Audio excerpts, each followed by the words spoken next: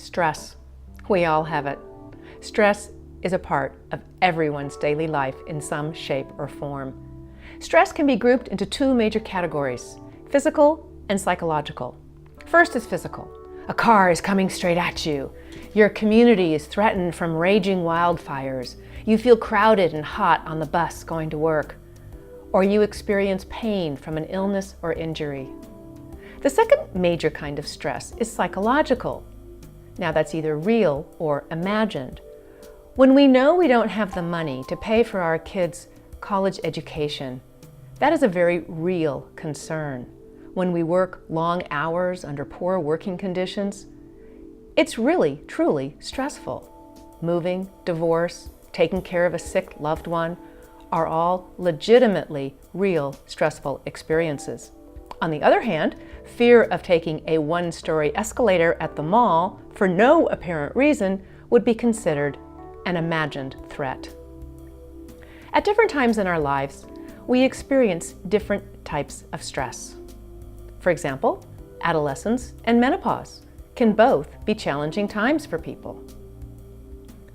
When we're threatened by poor nutrition, insomnia, chronic illness, injuries, and aging, we suffer from psychological stress.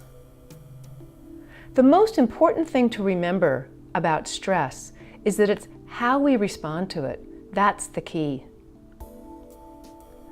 And we all know what it feels like when we suffer from short-term stress.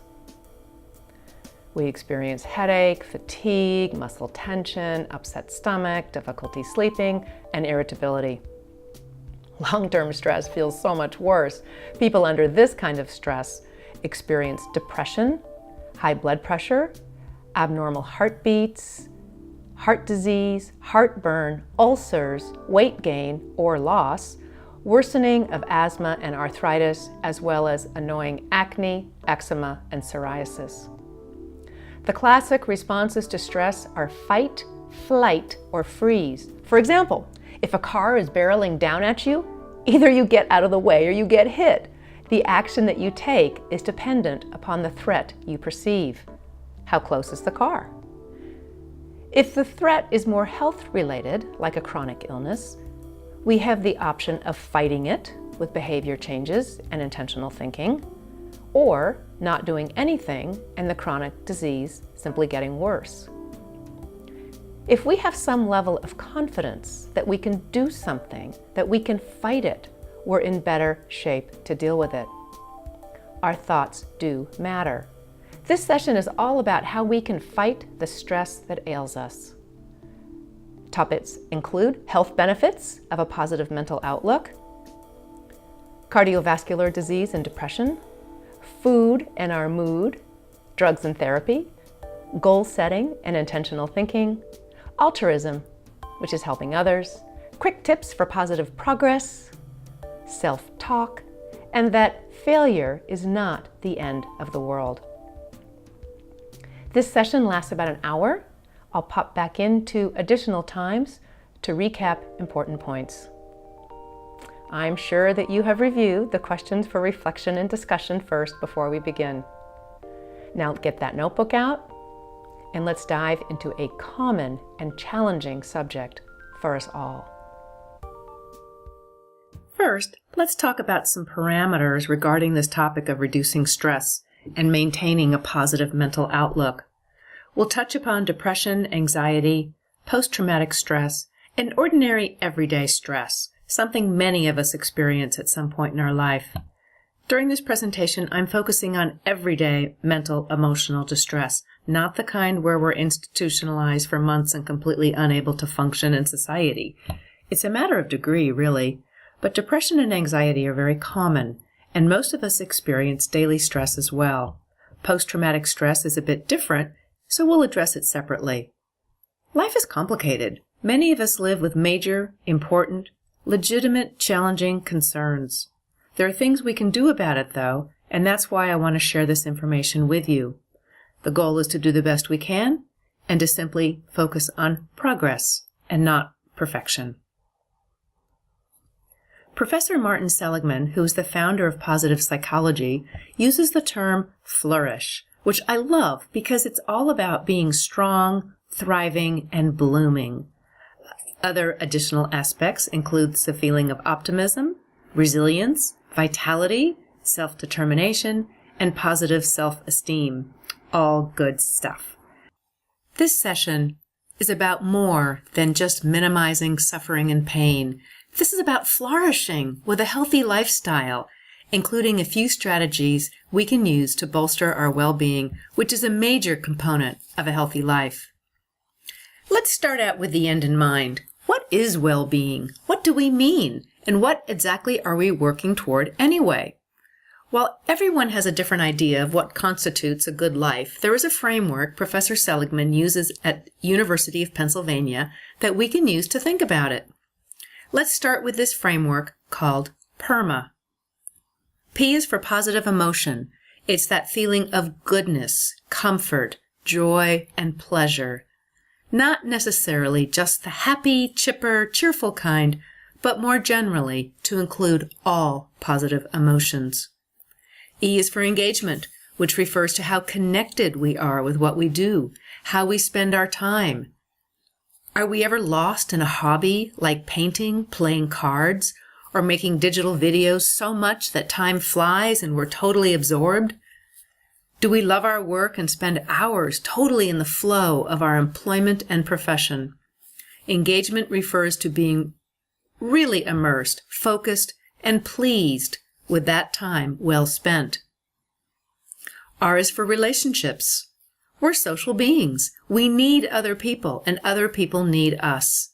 Interestingly, other people have more to do with our mood than we may think, as we'll discuss shortly. M is for meaningful, or believing and serving something larger than ourselves. And lastly, A is for achievement. That is the success, the winning, the accomplishment, or mastery for its own sake that so many of us strive for. When we do something well, we usually want to do more of it and keep the good feelings coming in. I would add that our feelings of good health enhances our feelings of well-being. When we don't feel well physically, we suffer mentally and emotionally. We all do. For eons, people have said that health is a source of our happiness. Our health influences our state of well-being both positively and negatively. Is there an upside to anger, depression, or anxiety? Yes. Think of a mama bear and her cub. When someone gets between her and her cub, she's angry. When we defend our families, our land, our jobs, our community, or our rights, we are powerful, righteous warriors for justice. The emotions of anger, depression, and anxiety offer us a message to change something in our lives. They can be good indicators for a healthy, smart change of action. If the colonists weren't angry at the British, we wouldn't have had the American Revolution. If a woman feels angry because her boss humiliates her, she can look for another job and get rid of their boss. If a man has lost his beloved son, he can mourn. If I am planning to fly to another city, have I planned well enough to get to my flight on time? Some anger, depression, and anxiety can be considered healthy. How we respond to it is the key. Anger tells us that evil and danger are approaching and we must strike out and get rid of it. Anxiety tells us trouble is waiting. Are we ready for it? Have we planned enough?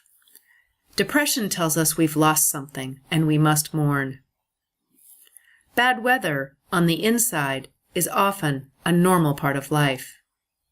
Sometimes, however, these emotions lose their purpose and take over. Ask, is it irrational? Am I paralyzed into non-action? And how intense is it? That's how we determine if our feelings are normal or need some assistance to get back on track. The Mayo Clinic takes health very seriously. Researchers there continue to explore the effects of positive thinking and optimism on health. Many of us believe that our physical and mental health are connected. When we enjoy a more positive mental outlook, we also enjoy increased lifespan, lower rates of depression, lower levels of distress, greater resistance to the common cold, better psychological and physical well-being, reduced risk of death from cardiovascular disease, and better coping skills during hardship and times of stress. The Massachusetts General Hospital also reminds us that prolonged stress is linked to brain atrophy or weakening, inflammation, problems sleeping, poor memory, weakened immunity, accelerated aging, damage to nerve cells, obesity, coronary artery disease, stroke, and cancer. Oh my! Clearly, we all need to learn how to reduce stress to enjoy a healthy lifestyle. Positive thinking is a thinking skill. Optimism matters. I love this photo from globallingo.com.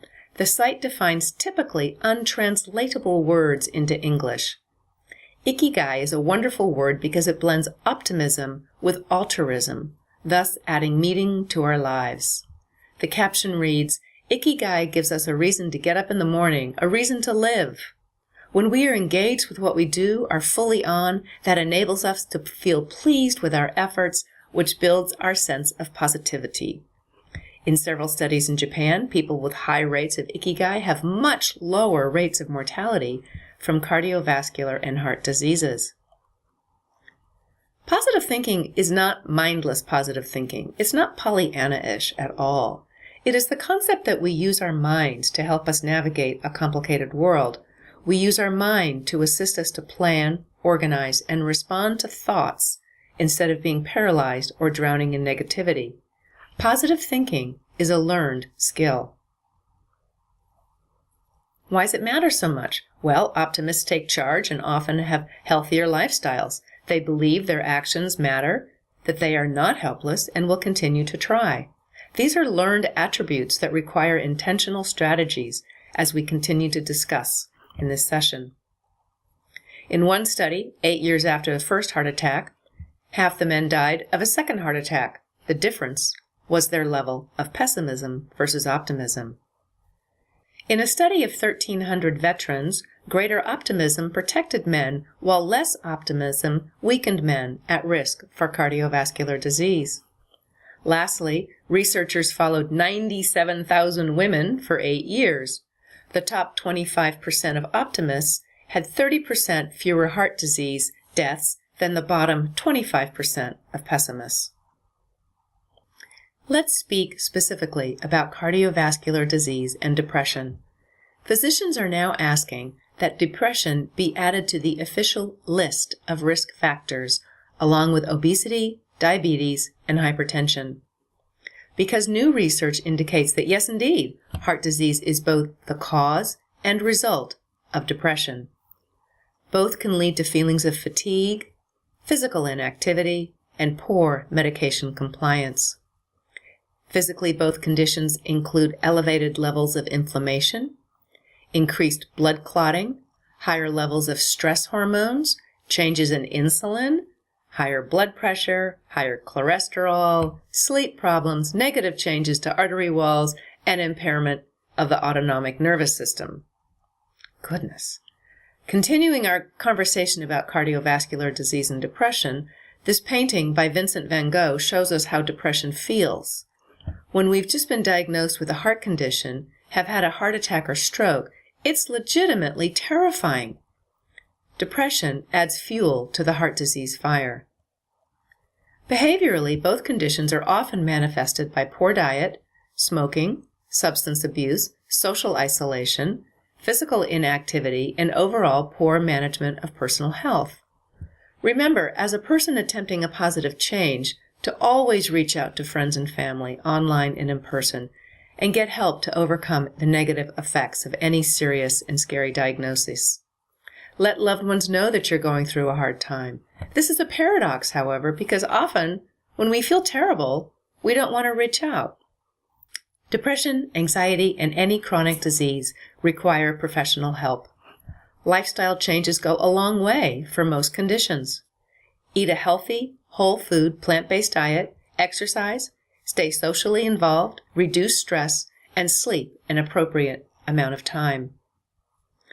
Mental health professionals can help us alleviate feelings of excessive fear, despair, sadness, even suicide. If you or a person you know is suicidal, get professional help right now, this very minute. Seriously, Drop everything and help that person now. Call them, email them, or go to them. If you're worried about someone, act upon it. Don't just sit there. Call the suicide hotline. You can read it right there, 1-800-SUICIDE. If you need help helping your friend, you can also text the word ANSWER to the number 839-863 and get help too. Texting for help is becoming more and more popular, especially among young people, and any thoughts of suicide are not to be ignored. We are not alone. Depression and anxiety disorders exist in the general public. We're not going to talk at length about these disorders, but instead focus on creating and maintaining a healthy lifestyle, which includes a positive mental outlook, along with a whole food, plant-based nutrition, exercise, and a reduction of stress. I just want to point out how common these disorders really are. This has affected our family, and I know how challenging it can be, but I also know these feelings can be alleviated, lightened with intervention and a healthy lifestyle. I think we all agree that most people feel anxious or depressed at times. Losing a loved one, getting fired from a job, going away to college and living away from home for the first time, financial insecurity, conflict at home, such as going through a divorce, and other difficult situations can lead a person to feel sad, lonely, scared, nervous, or anxious. These feelings are normal reactions to life stressors.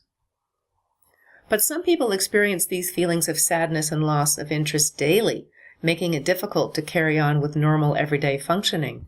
These people may have an anxiety disorder, depression, or both. Lifestyle choices can help. It's not uncommon for someone with an anxiety disorder to also suffer from depression or vice versa. Both disorders are treatable separately and together. 18% of the U.S. population suffers from anxiety disorders. The lifetime risk for a major depressive event is 17%.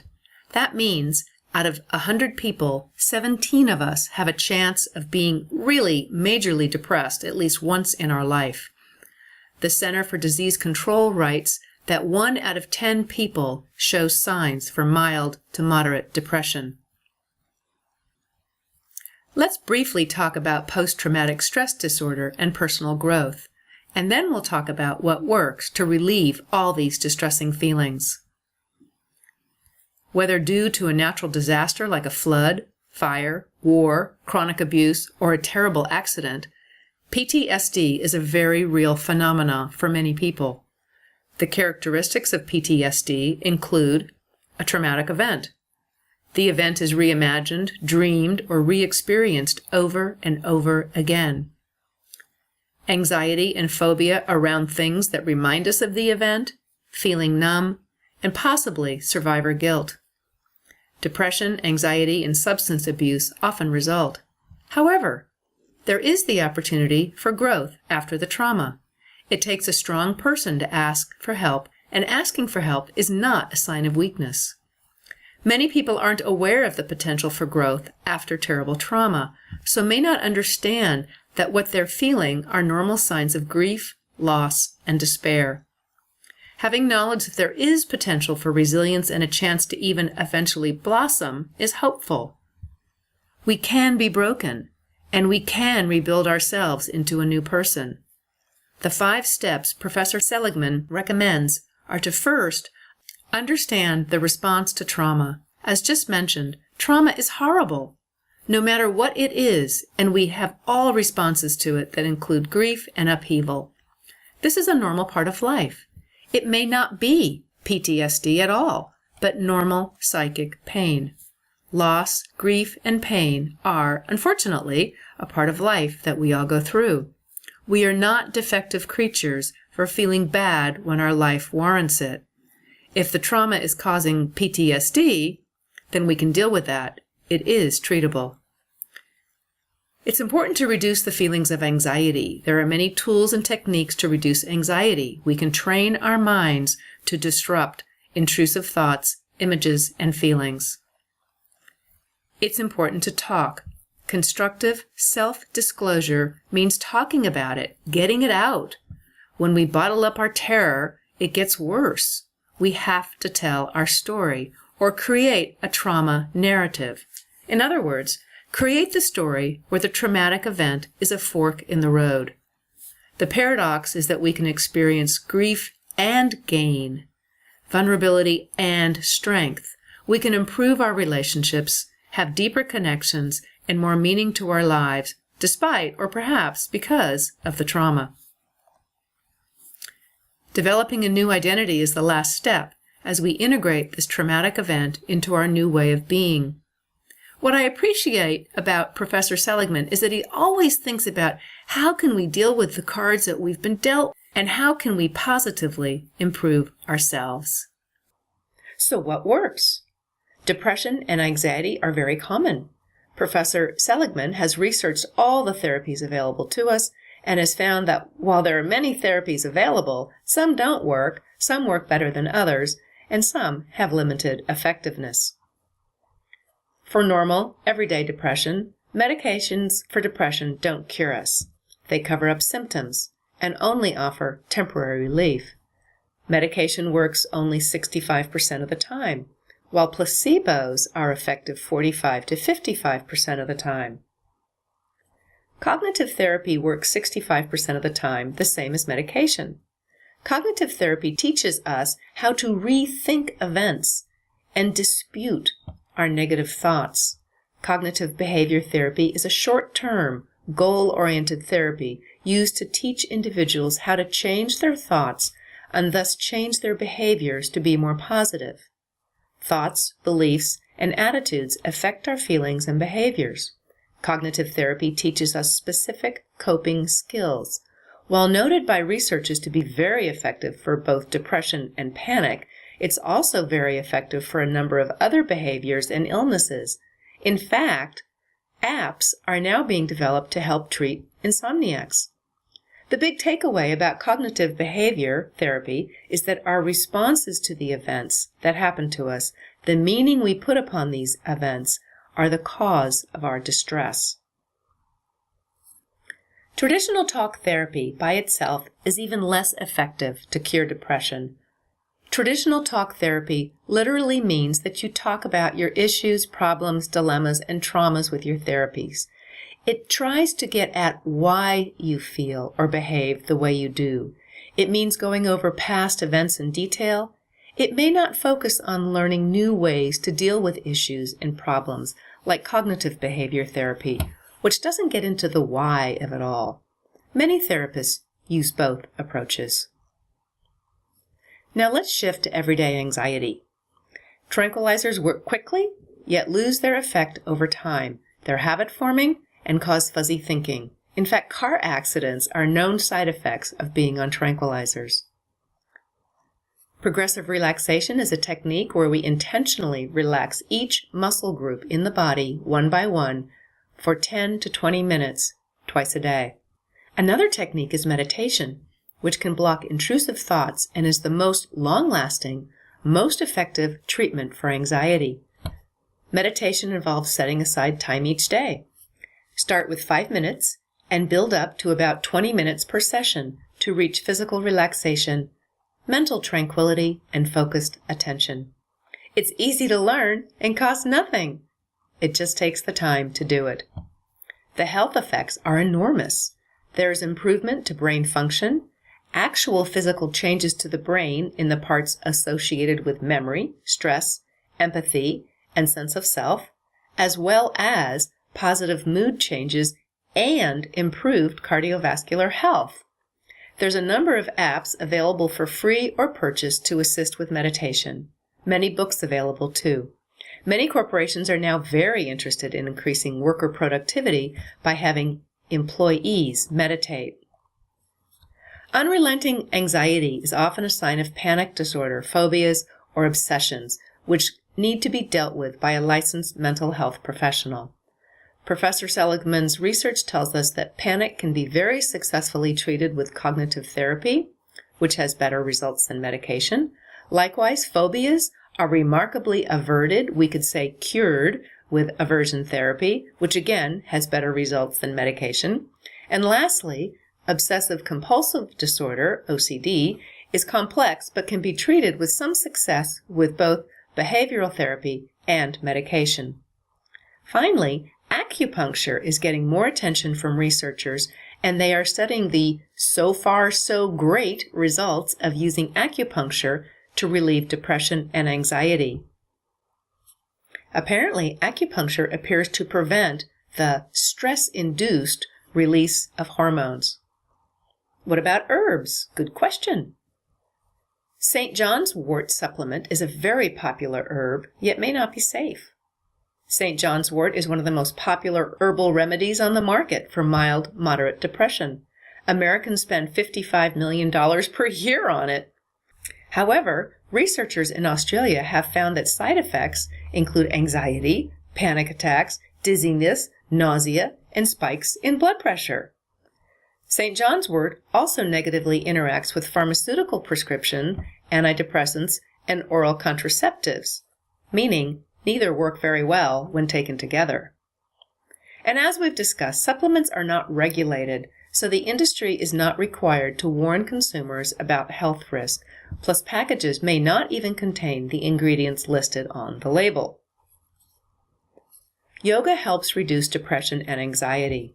Yoga can be considered as a complementary therapy or an alternative method in the treatment of anxiety disorders.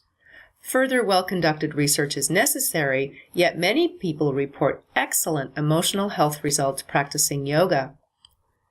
Yoga, practiced in a more integrated form, meaning with an ethical and spiritual component, may provide additional benefits over yoga practiced purely as an exercise regime.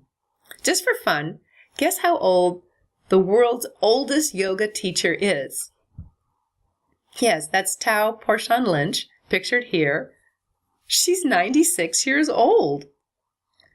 I realize this chart is sort of hard to read and somewhat confusing, so if interested, please go to www.yogatrail.com and look it over again.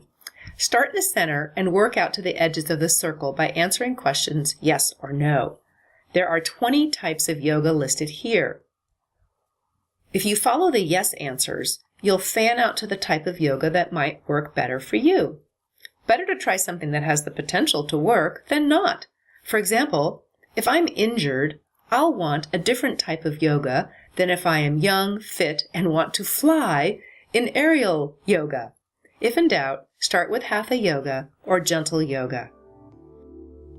The goal is always to flourish. Our feelings of good health enhance our feelings of well-being. When we don't feel well physically, we suffer mentally and emotionally. We all do. Our good health is a source of our happiness. The physical effects of stress are varied and can be serious. Now, positive thinking is not wishing upon a star or Pollyanna-ish at all. It's the concept that we use our minds to help us navigate a complicated world. We use our minds to assist us to plan, organize, and respond to thoughts instead of being frozen or drowning in negativity. Positive thinking is a learned skill. We talked about how common depression, anxiety, and post-traumatic stress disorders are, and what works to help us feel better.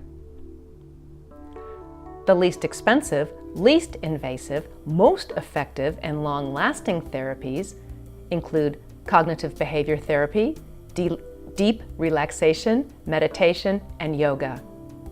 Prescription medications offer short-term relief, yet have side effects and can be expensive. Moreover, drugs often just cover up our symptoms. What we eat does matter. Let's talk about food and our mood next. Then, we're going to talk about intentional thinking. Fight the blues with greens. All over the world, good health is associated with happiness. How many times have we seen kids melt down after a sugar high and need a timeout? A lot. Adults can feel the same way. We've all seen it. The blissful, excited, perhaps hyper mood, and then the crash with irritability and negativity. Time for a timeout. Done that myself. We already know that food affects mood just by seeing it occur daily in our daily life. And there's research to back it up. Remember, when we feel great, we don't go to doctors, worry about the diagnoses, spend money, deal with insurance, and hassle with prescriptions. In a National Institute of Health, AAARP study, scientists found that frequent consumption of artificially sweetened drinks increased depression, especially among those with a history of it. The study involved hundreds of thousands of people. Interestingly, they also found the consumption of up to 6 cups of coffee lowered the risk of depression. After 8 days of artificial sweeteners, people without history of depression reported more irritable mood, exhibited more depression, and performed worse on brain functioning tests. Interesting to note that in the artificial sweetener study, people were ingesting only 25 milligrams per day, which is half what the FDA says is safe at 50 milligrams per day, and they got those results. Meat eaters ingest more arachidonic acid, which isn't found in plants. This leads to brain inflammation and more mood variability. This came from a landmark intervention study in 2012 to attest the effects of food and mood. Researchers divided the participants up into 3 groups. The first were a control group who ate anything and everything. The second group were fish eaters who didn't eat meat, and the third group were vegetarians who didn't eat eggs. The people who ate most plants had less acid, which is measured in our spit, and reported reduced mood variability. And overall, they just felt good. When we eliminate animal products and eat lots of greens, we can improve our mood within 2 weeks. Eating meat doesn't support ideal brain health. However, eating more fruits and veggies does. Fruits and veggies have substances called phyto, which is just plant-based, phytonutrients, which help inhibit depression-associated enzymes. So eating lots of fruits and veggies means we're ingesting more phytonutrients, which encourages robust brain health. Phytonutrients that inhibit depression-associated enzymes can especially be found in apples, berries, grapes, kale, onions, and green tea, as well as cloves, oregano, cinnamon, and nutmeg. Yum! Depression is related to low levels of serotonin and higher levels of inflammation in the body. Plant-based diets naturally lower the inflammation in our bodies because they're full of antioxidants and low in fat. The B vitamins are found in many vegetables. By eating a ton of veggies, we're eating a ton of vitamin B, which is known to improve our mood. Another research study using cause and effect science, a very powerful kind of research, has shown us that vegetables and fruits like plantains, pineapples, bananas, kiwis, plums, and tomatoes, mushrooms, and soy are associated with less depression because there is significant levels of serotonin and dopamine in these plant-based foods. More antioxidants lead to lower anxiety, reduced stress, and more optimism. According to a study published online in Nutritional Neuroscience, researchers surveyed 620 vegans, vegetarians, and omnivores about their food and mood. Omnivores eat meat and animal-based foods. Increased fruit and vegetable intake resulted in lower anxiety scores for male vegan participants compared with non-vegans. Female vegan participants experienced reduced stress levels as a result of their animal-free diets, as well as their lower intake of sweets. Another study involving Seventh-day Adventists found vegetarian participants had less negative emotion than omnivores, as shown on 2 widely used stress and emotion surveys. 2 other studies of over 7,000 people aged 25 to 74 have found associations between intake of antioxidants found in colorful fruits and vegetables and levels of optimism. Of course, optimisms may also eat more fruit and veggies to start with, but the blood test results are pretty clear. Colorful fruit and veggies help us maintain a positive mental outlook. Who doesn't want that? Before we talk about intentional thinking, let's sum up a healthy lifestyle. A healthy lifestyle includes a healthy mindset, Everything we talk about in all these sessions come together for a healthy lifestyle so we can earn an A+ for effort. A healthy lifestyle includes whole food, plant-based nutrition, regular exercise, appropriate sleep, minimal alcohol and no smoking, reducing stress, and staying connected with others. The Physicians Committee for Responsible Medicine, that's PCRM, sponsored a study with Geico employees. After 4 months, employees who ate a whole food, plant-based diet lost over 10 pounds, as well as experienced improvement in overall productivity with less anxiety, depression, and fatigue. Overall, they felt better. They felt great. That's awesome. Now we're going to discuss goal setting and intentional thinking, which is simply controlling our thought processes so we're less stressed out and more resilient. Do dreams come true? No, dreams are made true. In this section, we're going to go over a few techniques as we think about how to intentionally think, set goals, and how to create systems in our lives to support our healthy lifestyle. Do try this at home, the gratitude visit. Think of someone who has really helped you and changed your life for the better. Write a letter. Make this letter detailed and explain how that person has helped you. Arrange to visit that person and read the letter. If you can't visit that person, can you Skype or video call them? Pay attention to their reaction. That's the important part. And then discuss. As you reflect upon that experience, savor feelings of happiness for several weeks. There's another excellent exercise called What Went Well. Do this for at least 1 week, or do it every day indefinitely. See how you feel.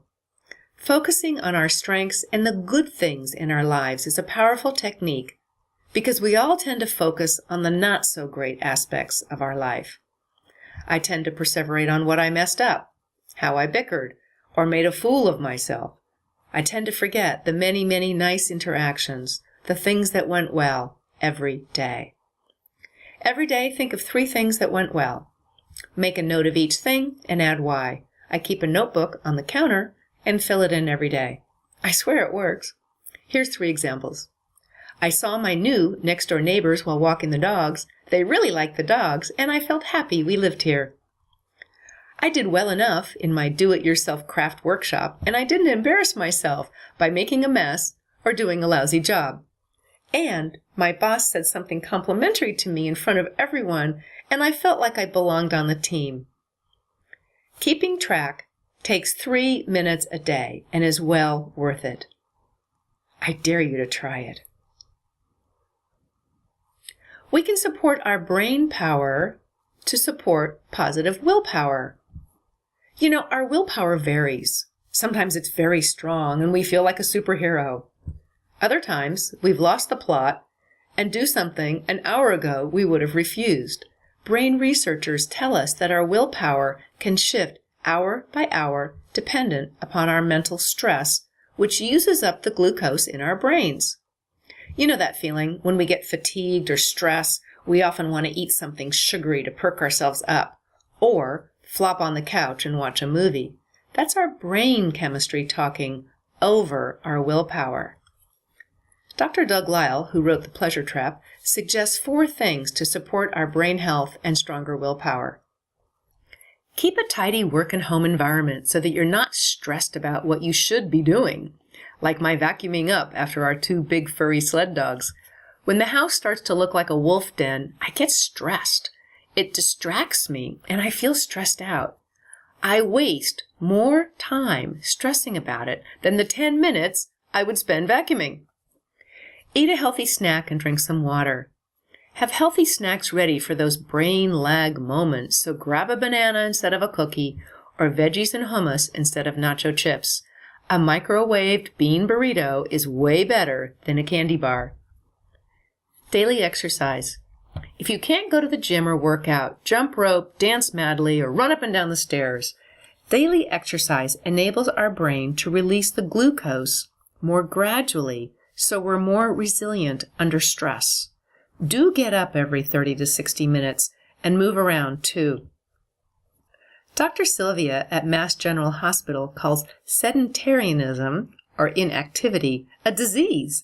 Researchers in Australia are now studying whether there are similar links between being sedentary and anxiety as there are between being sedentary and depression. Our bodies are simply designed to get up and move. We want to banish inactivity. Maintain good sleep hygiene? Yes. Our brain needs to organize and clear itself of random bits. Our brain needs to sleep to remain healthy so we can make good decisions. When we're fatigued, we can make all sorts of not so terrific decisions. And we must care for our brain to support positive health. We can do things inside our heads that help our whole bodies. By thinking in certain ways, we can effectively manage the negative effects of stress. For example, instead of bombarding ourselves with stressful information, take a step away. Take a walk, or listen to music. Give yourself a time out. If world events get you upset and hot under the collar, causing anger and hostility, restrict news watching for one session per day. We don't all need to be in the 24/7 news cycle 24/7. Likewise, social media. We don't need to be on all the time. Schedule times to be online socially and focus on other things the rest of the time. But do stay connected with people. We are social creatures. Feeling connected to other people is a basic human need, and we suffer when isolated. Loneliness and isolation are also health risks. Our support groups are critical. Our friends and family are key. It's tempting to isolate ourselves when feeling poorly, but actually reaching out is healthier. Now we have the opportunity to use phone, Skype, video calling, online chats, and messaging to stay connected if we can't meet up in person. If reaching out is a challenge, take baby steps and take the risk of smiling at more people, introducing yourself, initiating conversations, and offering and accepting invitations. Think about who you haven't heard from in a while and reach out to them. Are they okay? Reestablish contacts with old friends and associates. Introduce new friends to old friends. Be a good neighbor and, of course, join a new club, social group, book club, or exercise class. Meetup.com is an excellent way to meet up with like-minded people in the local vicinity. The Longevity Project studied over 1,000 people from youth to old age and found that the groups we associate with often determine who we are and what we're like. So if we want a healthy lifestyle, hang out with people who are active, watch what they eat, and don't smoke. As we said before, behavior is contagious, for better or worse. That means when we make positive changes, our positive behavior ripples out through our social networks and helps others. Work on deep relaxation via progressive muscle relaxation, yoga, Tai Chi, or Qigong. Tai Chi has evolved into a form of exercise that's now used for stress reduction and a variety of other health conditions. Often described as meditation in motion, Tai Chi promotes serenity through gentle, flowing movements. Qigong is an ancient Chinese healthcare system that integrates physical postures, breathing techniques, and focused intention. The deep relaxation I'm talking about here is the polar opposite of stress. The feelings of tension, which are so destructive to us, can melt away for a few minutes each time we practice these techniques. But how do we do all this? We need motivation to start and maintain a healthy lifestyle. Well, how do we do that? Well, good question. Motivation is interesting. Dan Pink wrote a great book called Drive, all about motivation, based upon evidence-based research. Dan Pink is a well-known author and has written a number of books. The 3 keys to motivation are autonomy, mastery, and purpose. These 3 elements are what drives us forward and motivate us. Surprisingly, it's not all about rewards or what's in it for us. Autonomy is the feeling we have when we feel like we're in charge of our life and making our own decisions. It is the opposite of being micromanaged. No one likes to be micromanaged. Our kids don't, our colleagues don't, and our friends and loved ones don't either. People need to make their own decisions. That is autonomy. Mastery is also something that motivates us. As we get better at something, we enjoy it more and want to do it more often. Think of hobbies and passionate pursuits. You enjoy them. You're good at them. When you're learning something new, like a new lifestyle full of healthy shopping, cooking, eating, meditation, and exercise, you're learning new skills and techniques. It may not be easy at first, but as you learn more and get better, it becomes easier. 10 years ago, when first eating a plant-based diet, we were confused and anxious about what to eat. Now, it's a piece of plant-based cake. The third essential ingredient to being motivated is purpose. Yes, whatever you're doing has to be meaningful on some level. Escaping our own chronic illness is pretty important, but helping family and friends escape chronic illness is even more meaningful. When you see a loved one suffer, they need and want help, and our effort helps them. Wow, that feels really useful and important. It's very motivated when others see our efforts as meaningful on any level. Both the term Ikigai and Professor Seligman's framework called PERMA support this idea of motivation. Check out Dan Pick's book or TED Talk if you want to learn more about motivation. It's really interesting. There's another new book out called Rethinking Positive Thinking by Gabrielle Ettingen. Using solid evidence to support her theory, Dr. Ettingen explains that blind optimism doesn't work. She explains that wishing lowers our blood pressure, while considering not getting our wishes raises our blood pressure. Fantasizing about our big lifestyle change leaves us less energized to actually do something about it. Better to think about the problems and obstacles ahead and integrate those with the goals we set for ourselves. That old "attaboy, you can do it" just doesn't work. Dr. Ettingen uses the acronym WOOP: Wish, Outcome, Obstacle, and Plan. Try it. This connects well with what we've already talked about in our transition session. Deal with obstacles in advance. Plan for them. Be prepared. I really appreciate this research because I'm not a Pollyanna, but a realist who chooses to use my mind positively with intention. I'm not wishing upon a star, but rather making efforts to effect changes. Goals are important. We have to know where we want to go, or who knows where we'll end up.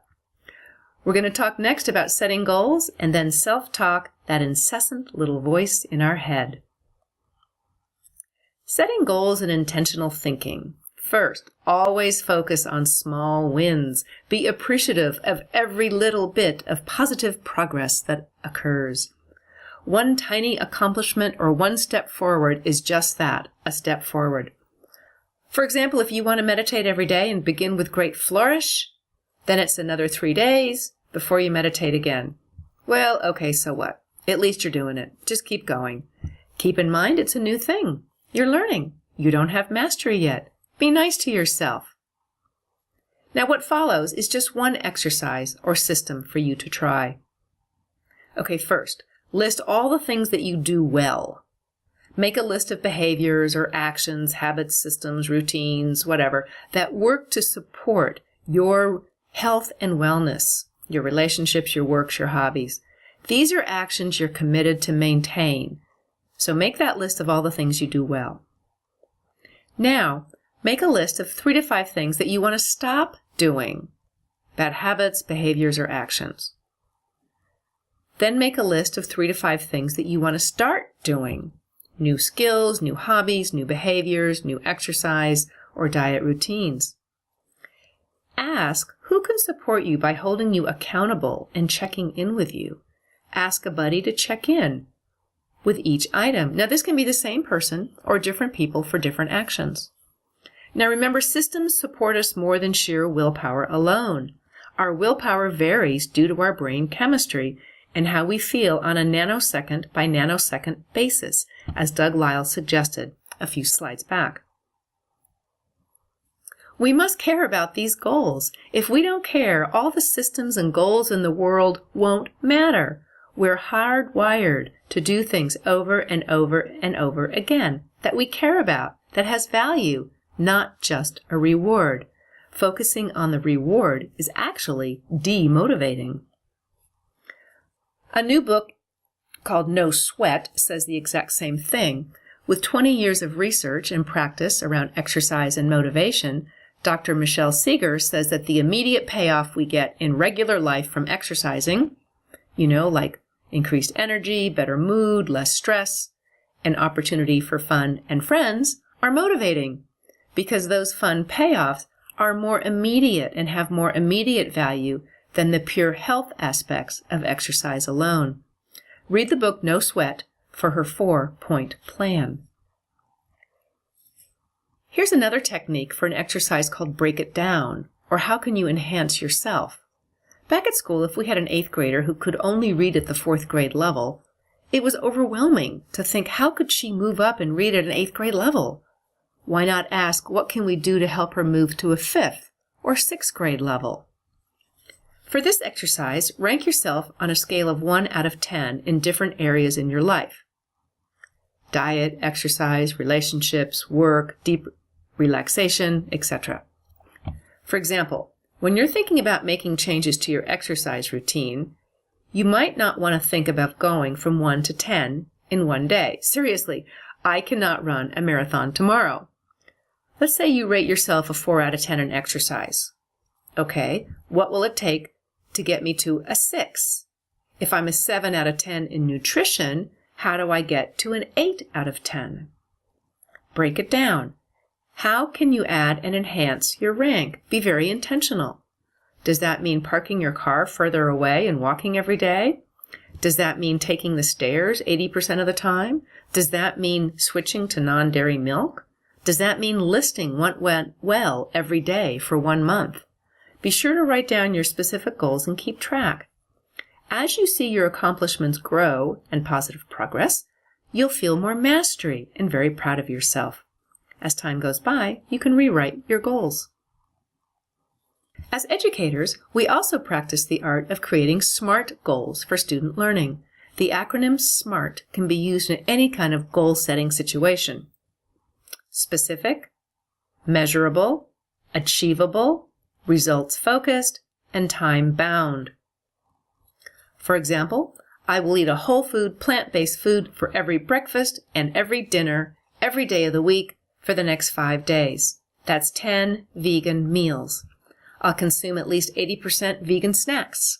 I'll record my choices in my food diary every day and check off my progress on a check-off sheet or calendar. Then I'll create a new SMART goal. Here's another. I'll meditate for at least 10 minutes, 5 out of 7 mornings before getting dressed. Every day I meditate, I'll make a note on my calendar about how it went, how I felt. I'll use an app to help me learn how to meditate for the next 4 weeks. After 4 weeks, I'll look over my calendar entries and make up a new SMART goal. Remember, systems rule over willpower. Play around and find systems that work for you and talk with yourself about it. Be intentional. Tell your friends and ask to be held accountable. Here's a great way to think about setting goals. Use actions as the goal. This makes us break down our goals into active baby steps. The process is the important part. Have fun and be creative. If it's enjoyable and has value, we're more likely to stick with it. For example, screen 5 yoga videos and choose one to practice with for 1 month. Eat at 1 plant-based restaurant in my community each month. Well, that sounds fun and delicious. Walk or work out with a buddy twice a week for 3 months. Explore all the parks in my community this summer with the kids. Check out 4 vegan cookbooks from the library this winter and prepare 2 to 3 recipes from each. We've covered a lot of ground. We talked again about how healthy a plant-based diet is. We know it's healthy for our bodies, and it's healthy for our brains and mood too. Plant-based foods contain all sorts of healthy antioxidants, phytonutrients, healthy B vitamins, and they're low in fat and lower our rates of inflammation. In short, a healthy plant-based diet is good for our head. We also talked a lot about intentional thinking as a way to reduce stress and to maintain a positive mental outlook. We talked about various exercises to develop intentional thinking, set goals, and how to encourage our sense of motivation. Do try some of these exercises on your own. Do write down your goals. Work on your systems, refine your systems. Because remember, our willpower is dependent upon our brain chemistry, which changes all the time. Next up is how we talk to ourselves. We all do it, don't we? Of course we do. It's what we say that matters. After that, we're going to talk about altruism, which is helping others, which also reduces our stress. We close out this session with quick tips for positive progress and a summary. Afterwards, please do go back over the questions for reflection and discussion. Write in your notebook or talk about what comes up for you. The more we get this stuff out and talk about these challenging topics, the better. We all talk to ourselves all the time. What we say is important and powerful. Some of us talk out loud, but all of us talk all the time inside our heads. We think, we stew, we plan, rehearse, repeat conversations, tell stories, and so on. The issue is, what do we really say to ourselves? What we say can cause us problems. How we talk to ourselves is important to understand so we can differentiate between healthy and positive self-talk or the opposite, unhealthy self-talk. The Mayo Clinic identified 4 ways we can either mess up or help ourselves by our self-talk. Filtering means that despite a fantastic day, we only think about the one tiny, cruddy thing that happened on our way to work. Instead, think about the entire day in perspective. Think of the good things that happened. That's why the what went well exercise is so powerful. Don't paint yourself under a black cloud for something trivial. Personalizing often means when something happens, we blame ourselves. We think everything that happens is due to us. Seriously, if an associate cancels a meeting, it may not be due to me. It may be due to them not feeling well, or their boss insisting on a meeting. It's ridiculous, yet very common, to center the world around ourselves. Catastrophizing. You get one spam email and think, my entire identity has been hacked, my bank account has been broken into, and I will become bankrupt tomorrow. You think the worst. If you're 5 minutes late, you'll be fired, or your partner will break up with you. Polarizing. Good, bad, right, wrong. There is no middle ground. If you're not perfect, you're a total failure. We know it's ridiculous, but some of us do get bogged down by polarizing. This isn't healthy. Well, all right, so what do we do? Identify areas to change. Find one area, for example, work, relationships, or health, that you're most negative about, and work on that. Focus on one area at a time. During the day, check in with yourself. Select 3 to 4 times during the day, and check yourself on your level of positive self-talk for that one area. For example, breakfast, lunch, dinner, and bedtime. Fix it. Do you need to keep track of your daily moods? Keep a running record. Follow a healthy lifestyle, exercise regularly, and eat a consistent, whole food, plant-based diet. Reduce stress, and generally, take good care of yourself. Hang out with positive people. Negative people are very stressful. Ignore them as much as possible. They suck positive energy out of us. And be nice to yourself. Don't say anything to yourself you wouldn't say to a beloved or to a child. Be kind, be gentle, encouraging, and upbeat. When we're kind and compassionate towards ourselves, we feel less anxiety and more happiness. When we're kind and compassionate toward ourselves, we feel less embarrassed when we mess up, and we feel more self-worth in the long run because we're more accepting and non-judgmental. So when you hear that voice in your head giving yourself a hard time, instead, pretend it's the voice of someone who loves you and change the message to be supportive and kind. What would your mom say? What would your best friend say? What would your little 4-year-old niece or grandson say? Build confidence with regular affirmation. Talk with yourself about your good qualities and wonderful skills. Focus on the best parts of you and build from there. Again, this is very intentional and not allowing the toxic thoughts to come in. Henry Ford changed history. He developed and manufactured the first automobiles on an assembly line. Knowing a few things about success and failure, he said, "If you say you can or you can't, you're right either way."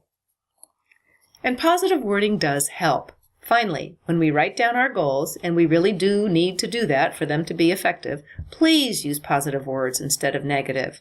Focus on what you want instead of what we don't want. For example, "I want to play an hour of hopscotch with my granddaughter" is way more meaningful, positive, fun, and affirming than "stop eating chips in front of the TV." When we tell ourselves what not to do, we're focusing on the negative. For example, here are some negative phrases we tell ourselves all the time. "I've never done that before." "It's too hard." "I'm too lazy or something else to get this done." "I don't have the resources."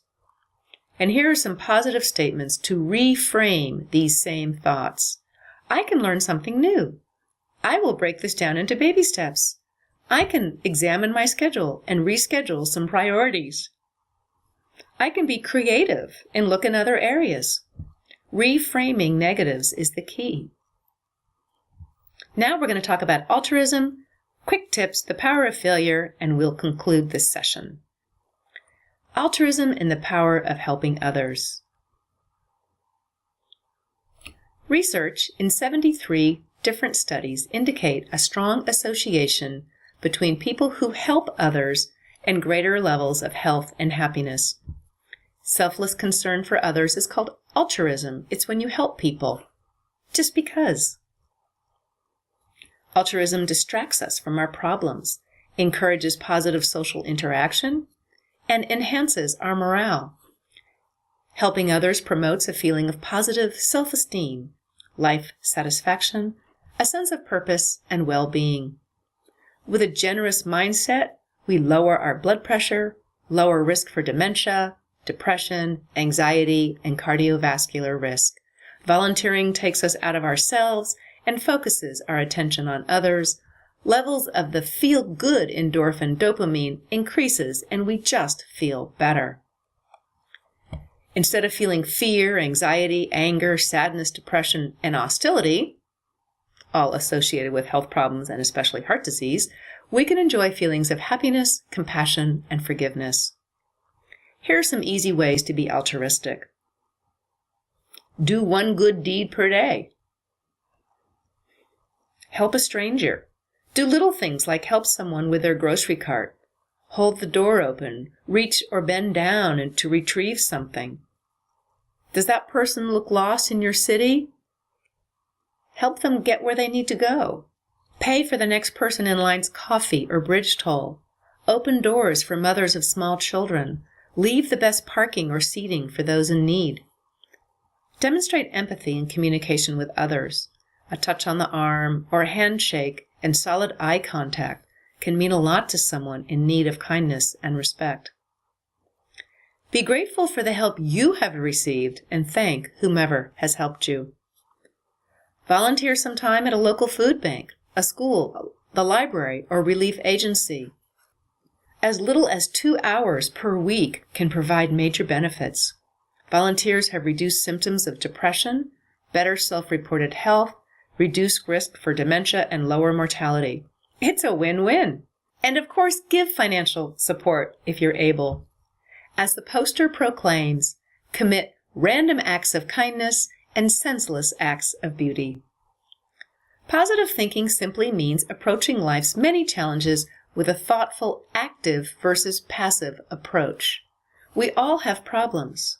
How we deal with our problems is the key. The following 4 slides offer a list of things to consider and perhaps try. Some might sound silly, and that's okay. Quick tips for positive progress. Name and value this project and have fun with naming. The media is always naming campaigns. Why not name yours? Then you can refer to it more easily in conversation with yourself or others. The princess's personal project for improved performance. Superhero saving my health, my budget, the earth, and animals' lives in one fell swoop. Retrofitting the fridge, one fruit and veg at a time. Operation Me. Yes, you are unique. You cannot compare to anyone else. You are who you are, so you might as well enjoy it. At least accept yourself.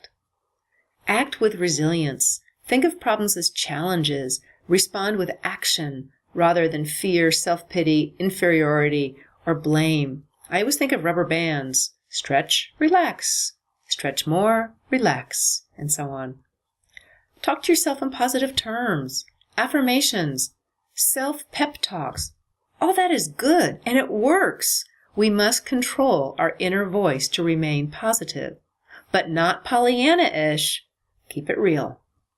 Stop complaining and make decisions. Get on with it. Just do the best you can. Constant whining doesn't help, and it just aggravates everyone else.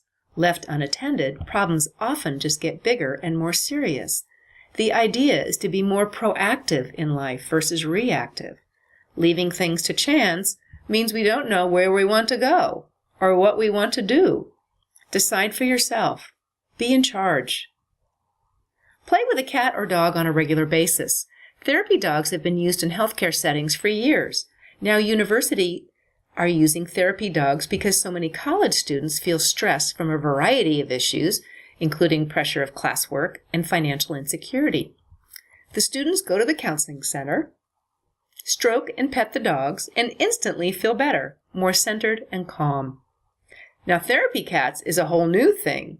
Yes, cat cafes started in Asia about 10 years ago and are spreading all over the world. People can pay to visit kitties and play with them. Adoption is possible, but some people can't own cats and simply want a relaxing play break in the middle of the day, so they visit a cat cafe. Isn't that an awesome idea? The past is history, the future is a mystery, today is a gift. That's why we call it the present. Stay focused on the here and now. Let go of the past if it's holding you back. We can't change what happened, don't cry over spilled milk. Accept it and move on. If you need to apologize or make amends, do that. Fix it. Say you're sorry and keep moving forward. Slow down so you can hear your inner self. Stop and listen, reflect, meditate, quiet the mind. We talked about meditation a few minutes ago. There are many websites as well as free and for purchase apps that are useful for deep relaxation. Explore and play with a variety to compare and learn which you prefer. Of course, watching 5 minutes of silly cat videos on YouTube is also very relaxing, and if we actually laugh out loud, it's even better. 5 minutes of laughing does wonders for our mood, but doesn't count as deep relaxation like meditation. Fake it till you make it. This is an old classic. We all know that life can be tough. We all have challenges, but keep looking forward and moving on, even if you have to fake it till you make it. Use sound and music to help calm down and relax, whether it's ambient sounds like waterfalls, campfires, coffee shops, or beautiful music that reaches deep inside of you. Again, look for apps that can be loaded onto a mobile device so you always have access to calming sounds. Our last slide for quick tips for positive progress includes write down any worries on a piece of paper and burn it. Let them go or bury them. Get them out and away from you. Worrying is a waste. We accomplish nothing by idly worrying without action. Instead, take action. Distract yourself. Talk to yourself. Change your mindset. Do not allow worry to worm its insidious way in. Coloring, crafts, creative hobbies all calm us down and are fun. Actually, there is a whole new kind of coloring book for adults with complicated patterns and beautiful pictures. Maybe you can hang out with some colorful friends and color. Connect to that inner previous young person while appreciating your more mature side. Laugh, smile, play, and ask questions. Be silly! A friend likes to watch a certain show before bed so she can laugh before going to sleep. Find what works for you. Childlike is not childish. Nurture and be nurtured by friends. We must be friends to keep friends. We're lucky if we have a few dear, close people in our life. Call them, write them, connect, and ask how they are. These individuals are our true wealth. Be prepared. Substitute negative behaviors with planned positive actions. Have a plan of what you'll do so you don't just do what you always used to do. Recalibrate your brain with a planned response to enable a better choice. The idea is always to set ourselves up for success. How will we succeed and feel good today? But failure at reaching our goals happens. Sometimes we have to fail again and again to get it right. Sometimes we have to learn from failure. Multiple failures can lead to success. As we wind down here, we have to talk about failure. We all fail at some times, and in some areas. But if we're failing, it's proof positive that we're trying. So better to try. Don't beat yourself up if your efforts don't work. Think about why your plan didn't work. Improve the process and keep at it. The list of famous failures who kept working and finally reached their goals is long and includes a few listed here. It's never too late to change. We are never too old to try. Famous failures include Thomas Edison. He is known to have said, "I have not failed. I have just found 10,000 ways. It won't work." Winston Churchill wasn't good in school. In fact, he failed one entire year. Then he lost an election and his seat in the English Parliament. He came back, however, and became the Prime Minister of England at age 62. Michael Jordan was cut from his high school basketball team. Can you believe it? He said that he has missed 9,000 shots in his career and 26 times he's lost the winning shot. Ouch. You might remember in 1985 when Steve Jobs was fired from Apple, fired from the company he created. Well, he came back, and look where it is now. Abraham Lincoln is considered by many as one of our greatest presidents. He was demoted in the Army from captain to private. He was a terrible businessman, and he lost many elections. Did you know that Stephen King submitted 30 copies of the famous book and later movie, Carrie, to 30 different editors and got rejected 30 times? Finally, it was published and now is considered a horror classic.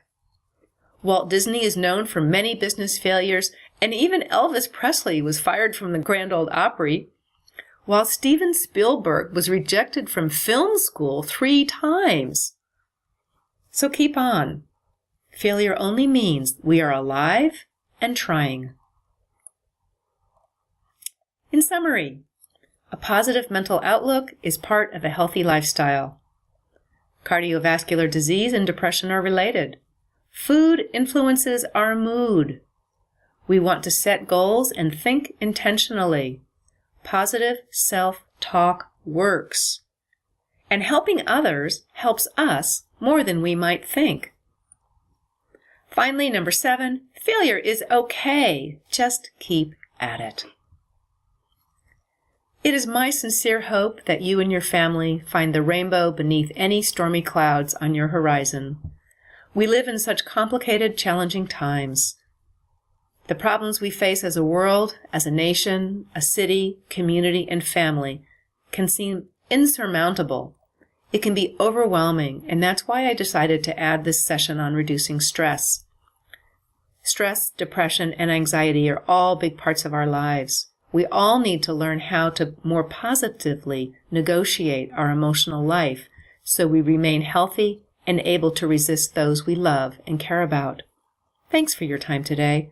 I really do appreciate your time, and I'm grateful for your willingness to learn more.